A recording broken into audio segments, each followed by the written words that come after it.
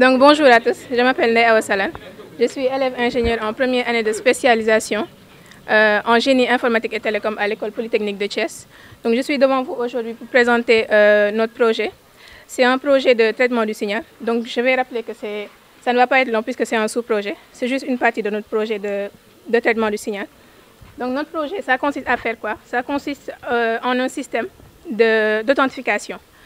Ça veut dire quoi? C'est que nous avons plusieurs utilisateurs. Chaque utilisateur a un nom d'utilisateur, un username qu'il va remplir là et un password, un mot de passe. Donc, si par exemple Aïssatou a un compte et qu'elle met ici Aïssatou avec un mot de passe qui est par exemple, je dis n'importe quoi, je dis omelette par exemple, un mot de passe omelette, omelette par exemple, ça c'est le mot de passe de Aïssatou. Ça c'est le mot de passe de Aïssatou. Si par exemple, vous vous appelez comment? Maintenant, si Madické connaît le mot de passe et le password, le mot de passe et le nom d'utilisateur de Aïssatou, il va juste venir mettre Aïssatou et comme mot de passe, il va mettre omelette. Et donc, normalement, il tape omelette avec le rythme auquel Aïssatou tape le mot de passe omelette, par exemple. Donc, si par exemple, ça, c'est. Bon, déjà, ça marche comment? Pour que le système puisse connaître le rythme auquel Aïssatou tape son mot de passe qui est omelette, il faut par exemple qu'elle mette son nom d'utilisateur et ensuite qu'elle mette son mot de passe 10 fois avec le même rythme. 10 fois. Donc elle va écrire omelette, ensuite omelette jusqu'à un nombre de 10 fois pour que le système ou le modèle puisse apprendre le rythme de Aïssatou. Donc ouais, c'est bien sécurisé. Donc là, c'est de taper son mot de passe avec son rythme. Bon, j'espère que ça ne va pas me faire passer. Comme ça. Donc là, je vais essayer de taper avec son rythme. J'espère. Voilà. Donc là, ça me dit que l'authentification a marché. Tout simplement. Donc là, ça me dit que l'authentification a marché. Et il dit bienvenue à Moussa. Donc c'est parce que j'ai respecté le rythme de Moussa. Donc si par exemple, n'importe qui connaît le mot de passe de Moussa et qu'il vienne par exemple juste taper le mot de passe de Moussa, ça ne va pas marcher. Donc il va falloir le rythme, voilà. Donc un petit retard par exemple entre le moment où je tape sur le R et le moment où je tape sur le T, ça va juste tout fausser. Et donc vous ne pourrez pas entrer dans le compte de Moussa. Donc il faut être très précis. Et il peut même arriver qu'on soit propriétaire du compte, que Moussa soit propriétaire du compte, des fois qu'il vienne et qu'il tape son mot de passe, qu'il n'ait pas respecté le mot de passe, le rythme qui n'était pas établi avant et que ça ne marche pas. Donc il faut impérativement respecter le rythme. Donc ça consistait à ça. Ce n'est pas un projet qui est long, c'était juste une partie de notre projet global de traitement du signal. Donc c'était tout. Merci. Si vous avez des questions, sinon, tant mieux. Je m'appelle Dieynaba Diop et je suis en première année ici à l'école polytechnique de Thiès. Je fais partie de la 49e promotion. Bon, déjà pour le promo challenge de l'édition 2022, on a fait une présentation concernant le sujet numéro 2 qui concerne la fabrication d'une éolienne low cost. Low cost, c'est-à-dire à moindre prix, à moindre coût, qui sera accessible à tout le monde, notamment à des populations rurales. Et comme vous le voyez là, on a fait une éolienne à base de matériaux assez accessibles à tout le monde, comme par exemple le bois, le PVC et la barre de fer. Du coup, pour vous expliquer un peu comment marche une éolienne, comme les pales vont tourner sous l'effet du vent, il y aura une rotation qui va faire tourner en même temps l'arbre moteur. Et l'arbre moteur là, le moteur lui-même va nous fournir un courant électrique. Et c'est ce courant électrique là qui, quand ça va alimenter une batterie, elle-même reliée à une pompe, va faire pomper de l'eau pour soit servir à des agriculteurs pour pouvoir arroser leurs champs, ou bien à des agriculteurs, cultivateurs, donner de l'eau aux cultivateurs en quelque sorte, dans les champs. Et oui, il y a beaucoup d'autres utilités que il y a beaucoup d'autres choses, ça pourrait servir à ça. Aussi, c'est la raison pour laquelle on l'a appelé vento, parce qu'on va partir du vent comme je vous l'ai dit, sous l'effet du vent, les pales vont tourner, ça va partir du vent et nous aurons à la fin de l'eau. C'est pourquoi on l'a appelé vento. Donc, je vais laisser la parole à mes coéquipiers, ils vont plus vous dire beaucoup sur ça. Merci beaucoup. Cette éolienne-là, c'est pour en quelque sorte pomper de l'eau. Maintenant, comment ça fonctionne? Il y a l'arbre moteur qui va tourner et qui va transformer l'énergie mécanique due à la rotation de l'arbre du rotor en énergie électrique. Et cette énergie électrique sera sous forme de courant alternatif. Et ce courant alternatif-là sera redressé en courant continu qui va permettre d'alimenter notre pompe à eau. Et ce pompe à eau, elle a des portées extrêmement avantageuses pour tout le monde parce qu'elle permet d'aider les cultivateurs, les agriculteurs en l'arrosant leurs champs. Parce qu'on a constaté que parfois au Sénégal, durant la saison sèche, beaucoup de personnes ne font absolument rien, surtout les agriculteurs. Et avec ces pompes à eau qui pourront être développées avec des puissances vraiment énormes, ça pourra aider ces gens-là. Non seulement ça sera un développement pour eux et aussi un développement pour la nation sénégalaise. Ces pompes à eau aussi, ce sera utile pour les éleveurs pour qu'ils puissent puiser de l'eau pour leur bétail, mais aussi pour également des gens qui aimeraient réserver de l'eau lorsqu'il y aura coupure, etc. Bon, c'est un peu la globalité de la fonction. Oui, parce que oui, les panneaux solaires, il faut savoir que cette éolienne-là, c'est pour que ça soit accessible à tout le monde, pour qu'ils puissent être fabriqués par un fabricant local. Parce que certaines zones utilisent des éoliennes et du moins des panneaux solaires, et ces panneaux solaires coûtent extrêmement cher.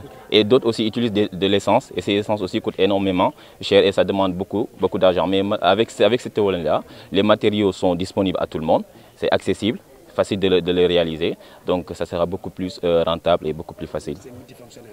Oui. Non, ça fonctionne seulement avec le vent. Oui. Donc, bonjour mesdames et messieurs. Alors, je m'appelle Momar Dalolo. Je suis élève ingénieur en dernière année de formation ici à l'école polytechnique de Thiès en génie électromécanique. Alors, je suis là aujourd'hui pour vous faire la présentation de notre projet qui se nomme Care Everywhere, dont le concept c'est de permettre à toute la population sénégalaise, peu importe sa position géographique, de pouvoir avoir accès aux soins de médicaments. Alors, comme vous le savez actuellement, la majeure partie de la population sénégalaise en fait n'ont pas accès aux médicaments.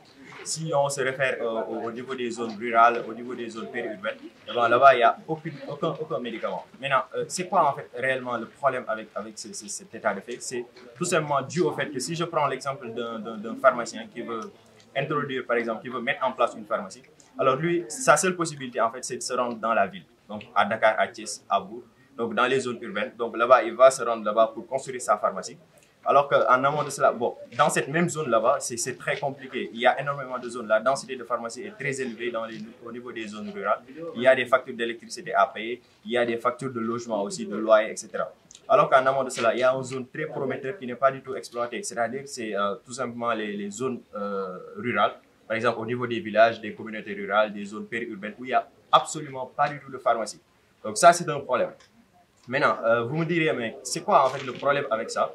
C'est que si vous prenez par exemple l'entrepreneur dans le secteur de la pharmacie, lui, s'il veut implémenter une pharmacie au niveau d'une zone rurale qui est assez hostile, où il n'y a pas d'électricité, donc lui, il fait face à des contraintes technologiques. Il ne peut pas s'implémenter directement là-bas parce que là-bas, il n'y a pas d'électricité, il n'y a pas de courant, il n'y a rien. Donc ça, c'est un problème. Maintenant, connaissant tous ces problèmes-là, nous, l'équipe de Care Everywhere, nous venons à sa portée pour lui proposer une solution qui est de lui construire tout simplement une sorte de pharmacie. Donc ça, c'est un prototype. Donc on va la construire suivant les dimensions d'un vrai conteneur où la structure sera faite en bois composite. Donc on va utiliser un mélange de matières plastiques plus du sur de bois pour en réalité faire ressortir ce qu'on appelle des structures de bois, qu'on appelle les bois composites. Donc c'est tout simplement ces types de bois-là. Donc ça, c'est un échantillon qu'on a eu à extraire avec la machine qu'on a fabriquée. Et aussi, ça, c'est plus l'aspect écologique et environnemental. Maintenant, il y a aussi l'aspect énergie renouvelable qui va ressortir dans ce projet. C'est-à-dire qu'on va utiliser des panneaux solaires donc, qui vont permettre d'alimenter toute la structure de notre habitat. Donc, tout ce qui est système de réfrigération, il va s'en charger. Parce que si on a un système de réfrigération, il faut obligatoirement garder les médicaments dans les conditions prescrites par le fabricant. En amont de cela aussi, il y a ce qu'on appelle aussi des systèmes électroniques qui y a à l'intérieur, donc des systèmes d'alarme, des systèmes d'ouverture de porte. Donc à l'intérieur de l'habitat, nous aurons des capteurs qui vont détecter toute intrusion. Okay? Donc, dès qu'il y a quelqu'un qui essaie de s'introduire, il y a un système d'alarme qui est enclenché et voilà, on fait fuir l'agresseur. Il y a aussi un système de carte RFID, donc qui va permettre en fait, grâce à une carte, d'authentifier en fait. Donc, ce sera tout simplement réservé à celui qu'on appelle le gérant, qui aura à lui seul cette carte-là. Maintenant, quelle est la problématique qu'on essaie de régler par rapport à ça? Déjà, la première problématique, c'est ça, c'est clair et sûr, on l'a déjà dit, c'est qu'actuellement au Sénégal, il n'y a pas beaucoup de personnes qui ont accès aux médicaments. Donc ça, c'est déjà un problème qu'on règle. Le second partie, c'est quoi? C'est qu'en réalité, actuellement, en Afrique, on fait face à un grand problème, qui est quoi? La prolifération des médicaments contrefaits. Et cette prolifération est d'autant plus visible au niveau des zones rurales. Donc là où on ne retrouve pas du tout de médicaments, alors là, les gens, ils sont souvent obligés d'aller au niveau des marchés hebdomadaires, au niveau des commerçants de rue, des commerçants de boutiquiers, des commerçants de maisons, etc. pour acheter des médicaments. Et la véracité et l'authenticité de ces médicaments n'est pas du tout vérifiée. Et donc ça cause vraiment un problème sur la santé publique de la population sénégalaise. Et ce projet véritablement va contribuer à régler ce problème. Maintenant, l'objectif de ce projet aussi, ça n'a pas un aspect pécuniaire. Donc nous, tout ce qu'on essaie de faire, c'est tout simplement d'apporter notre touche, en fait, surtout au développement actuel du pays. Donc on essaie, nous, en tant qu'élèves ingénieurs, de déposer notre marque et participer à cet élan de développement initié par le président de la République du Sénégal. Donc sur ce, je vous remercie pour... Quel bois avez-vous utilisé? Le bois. Donc, le bois, c'est ce qu'on appelle du bois composite. En réalité, c'est pas le bois issu des végétaux. Donc, c'est un bois qui sera fabriqué avec ce qu'on appelle vous savez, si vous prenez des matières plastiques, plus du sucre de bois et que vous mélangez, et qu'on chauffe, puis on extrait, donc ça fait sortir ce qu'on appelle une pâte très dense. Maintenant, cette pâte, quand elle refroidit, maintenant, ça forme une sorte de couche comme celui-là. Donc, ce sera une sorte de truc comme celui-là. Bon, là, on l'appelle le bois composite. Donc, les Européens l'ont assez développé. Mais malheureusement, en Afrique, on n'a pas encore eu cet aspect, voilà, c'est ce temps en fait pour l'exploiter en quelque sorte. Pourquoi le nom car everywhere? Pourquoi le nom? Alors qu'il n'y a pas... Bon, care everywhere, c'est un mot, un concept anglais qui signifie se soigner exactement partout, quoi. Donc c'est un concept que nous faisons, que nous essayons de faire avancer. Parce qu'actuellement au Sénégal, dire que tout le monde a la possibilité d'avoir accès aux médicaments, c'est quelque chose qui est totalement faux. Donc disons que 70% de la population n'ont pas accès à ces médicaments-là. Donc voilà pourquoi nous avons plus accès à ce care everywhere, avec comme slogan de permettre à toute la population sénégalaise, peu importe sa position géographique, de pouvoir bénéficier, de pouvoir avoir accès aux soins de médicaments. C'est sécurisé? Oui, exactement, c'est sécurisé. Comme je l'ai dit tantôt, en réalité, il y a un système électronique qui est à l'intérieur. Donc, premièrement, nous avons ce qu'on appelle un système d'alarme. Donc, le système d'alarme, dès l'instant qu'elle est enclenchée, en fait, à l'intérieur, c'est bon. Donc, le gérant, il sort, il enclenche le système d'alarme. Automatiquement, les capteurs se mettent en marche.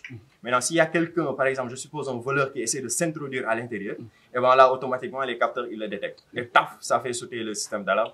Et ça envoie un message au niveau du gérant qui va pouvoir vite fait intervenir au niveau de la zone. Et il y a aussi le système RFID, tantôt je l'ai dit. Donc, avec ce système RFID, tu ne pourras avoir accès à l'habitat uniquement grâce à une carte électronique. Donc, c'est une carte qui est très sécurisée. Donc, tu ne peux pas le refaire en quelque sorte. Merci beaucoup. Merci. Ali Koïta, élève ingénieur en 4e année à l'école polytechnique de Thiès, en génie civil. Et voici mon partenaire Moussa Sow, lui aussi élève ingénieur en 4e année à l'école polytechnique de Thiès, en génie civil. Ce que vous voyez là devant vous est notre maquette de pont. Ce projet a été réalisé dans le cadre de notre cours de structure avec M. Ali Badara Kamara. L'objectif de ce projet est d'évaluer la flèche d'un pont à partir d'une maquette.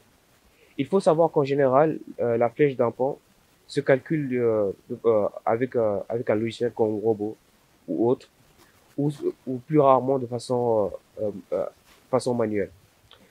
À la base, ce pont devait se faire en fibre de verre. La fibre de verre, c'est un matériau composite. C'est un matériau composite très innovant dans la mesure où il est très léger, plus léger que l'acier, mais aussi résistant que l'acier. Donc il était même question de remplacer l'acier par la fibre de verre dans le béton armé. Bon, nous n'avons pas pu faire construire en fibre de verre parce qu'on n'a pas pu s'approvisionner en quantité suffisante. Mais nous avons opté finalement par le bois. Il faut savoir qu'actuellement le bois est toujours utilisé pour la construction de ponts. Comme je vous le rappelle, l'objectif c'est de calculer la flèche. Mais vous vous demandez qu'est-ce que la flèche? Pour faire simple, lorsque vous avez un pont et que et que des voitures se déplacent sur le pont, sur le pont, il y a des déplacements. C'est ce qu'on appelle des flèches. Et l'objectif, c'était de voir si on pouvait comparer le résultat obtenu sur le logiciel et le résultat obtenu de façon expérimentale. Je laisse la parole à Moussasso pour continuer. Bonjour à tous. Donc, comme il l'a si bien expliqué, donc le projet, c'est pas un projet comme les autres projets, c'est juste un projet de classe. Donc, l'objectif, c'était de montrer les élèves l'aspect expérimentation comparé à l'aspect dimensionnement sur un logiciel et aussi les calculs que l'on fait en classe. Donc, l'objectif, comme il l'a dit, c'est de déterminer la flèche maximale qu'on peut avoir sur, la déformation maximale qu'on peut avoir sur la travée. Sur une travée, la travée, c'est la travée qui est au milieu. Donc, c'est ça l'objectif. Donc, en dimensionnant une chaussée ou bien en dimensionnant une structure, il y a des limites à ne pas dépasser. Donc, sur ce projet, l'objectif était de déterminer cette flèche-là et la comparer à la flèche limite qu'on avait. Donc, en gros, c'est ça l'objectif du projet. Il n'y a pas de recherche de cours qu'on a fait là-dessus. C'était juste une expérimentation en classe pour montrer un peu les élèves l'aspect dimensionnement avec logiciel, avec calcul théorique ou bien avec expérimentation. Donc, c'est tout pour la présentation. Donc, il faut savoir que notre professeur, M. Ali Badara Kamara, nous a demandé de faire une structure de treillis, n'importe quelle structure de treillis. Bon, pour vous montrer c'est quoi un treillis, c'est très simple. Vous prenez ces trois parties du pont. Quand ils sont joints, ils forment un treillis. Il faut savoir que de façon générale, il existe plusieurs types de ponts. Mais là, on a opté pour une structure en treillis comme le prof nous l'a demandé. Et il faut savoir que pour le calcul des flèches, lorsqu'il est question de calcul manuel, il est beaucoup plus simple de faire les calculs lorsqu'on a une structure treillis. Parce qu'il suffit juste d'utiliser les efforts au niveau des nœuds pour déterminer la flèche maximale.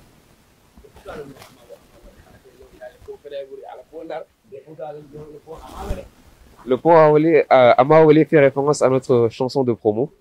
C'est pourquoi on l'a nommé ainsi. Voilà. Ah, pourquoi pas. Merci beaucoup. Aleykoum salam wa rahmatullah. Iliman Sall, élève ingénieur à l'école polytechnique de Thiès. Lii nii benn voiture la boo xamante ne dañ kaa defoon classe donc projet bii nii ñu ko defoon moom mooy Mouhamadou Nabi Dia, Oumou Khayri Sougou ak Damlo Kaba. Donc projet bii nii c'était dans le cadre de nos soutenances qu'on fait dans nos cours. Donc chaque module su jeexee dañuy def soutenance si module boobu noonu. Donc si projet boobu noonu dañu xalaatoon def benn voiture boo xamante ne nit ki dina ko mën a commander si à partir des mots quoi. Donc projet bii nii c'est le thème de notre soutenance c'était la reconnaissance des mots isolés. Donc si loolu noonu nañ loon liggéey si les mots isolés. Donc mots isolés yi moom mooy par exemple soo jëlee va, vient, reculer, avancer loolu noonu moom mooy mots isolés yi. Donc bu ñu defee projet boobu noonu ba pare étudier ko mën si nañu produire voiture bii nii. Donc voiture bii nii en fait lu muy def moom mooy donc à partir si nit ki par exemple su jëlee téléphone am donc moom mën na commander voiture bii nii su ko nee avancer donc voiture bi day avancer su ko waxee reculer voiture bi day reculer su waxee à gauche à droite voiture bi également day suivre instruction yooyu noonu. Donc si projet boobu noonu on avait utilisé de l'IA mais également du traitement de signal. Donc si à partir des signaux parce que nit ki suy wax parole lay produire donc parole boobu noonu benn signal la donc derrière day am benn système ordinateur bi moom mënul comprendre ay paroles donc moom lu mu xam ay chiffres la xam ay 0 ak 1 donc day am benn système de numérisation boo xamante ne day numériser parole bu ñuy wax su ko numériser après mu des ci échantillon quantifier ko après mu des ci codage léegi à partir de codage boobu noonu nañuy jox suñu modèle donc modèle bi suñ ko joxee donc modèle bi machine de l'IA la machine learning moom nañu def donc modèle bi moom dina mën a xam ne kii nii dafa wax avancer wala reculer moom nañu def quoi. oto bii nii c'était un prototype donc luñ si def dañ si yokk benn programme boo xamante ne nit ki dina ko mën a conduire par la voie. Voilà, donc chaque année, donc l'école polytechnique produit des projets. C'est tellement innovant. Donc, projet Bini, c'est une étude à long terme. Donc, on peut agrandir à grande échelle, même dans les voitures, donc dans le futur, les voitures, mais da ngay toog voiture bi di dawal donc c'est la même chose donc état bi suñ si jàppale financé ñu donc mën nañ si atteindre donc connaissance bi mu ngi si lépp mu ngi si wax ne li si des moom mooy quelques moyens voilà amuñu fonds parce que voiture bii nii pour ñu am ko rek c'était un problème même carte bii nii c'est tout un problème parce que carte bi ça coûte cher, ça coûte 30 000 comme ça, ça coûte 30 000, voiture également ça coûte cher, donc amuñu si ay modèles yu bëri pour mun si produire ay yu bëri quoi. Donc dañoo jéem a parce que oto bii nii si Fab Lab la newoon quoi. Donc si Fab Lab benn xaw ma 2 oto ñoo fi nekk quoi donc école polytechnique benn oto 2 oto ñoo nekk Fab Lab donc moom nañuy travailler avec les étudiants quoi. Merci beaucoup. Donc, avec ça on essaye de se débrouiller pour faire des projets innovants quoi. Merci beaucoup. De rien.